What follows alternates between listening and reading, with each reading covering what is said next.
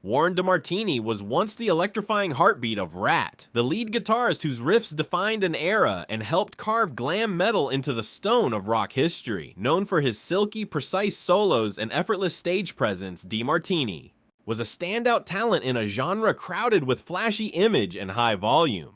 From the moment he joined Rat at just 18 years old, Warren's playing transformed the band's sound, helping them rocket to stardom with tracks like Round and Round, Lay It Down, and Wanted Man. His guitar work wasn't just technically impressive, it was expressive, emotional, and distinctive. Yet for all his contributions, Warren's story didn't follow the arc of a celebrated legend. Behind the stage lights and sold-out shows was a musician slowly being pushed aside by the very machine he helped build. As the 80s gave way to the grunge-dominated 90s, glam metal began to fade. Labels dropped bands, radio stations turned their backs, and the public moved on. But Warren remained loyal to the music, continuing to tour and record with Rat even as the band cycled through breakups, reunions, and internal battles. Throughout it all, he remained calm, humble, and committed to his craft. Never one to seek the spotlight off stage. Sadly, that same quiet demeanor may have contributed to his eventual marginalization. By 2018, the unimaginable happened. Warren DeMartini was fired from Rat, the very band he helped turn into a rock institution. Legal battles over the band's name erupted, with versions of Rat performing without the guitarist who had written and played some of their most iconic music.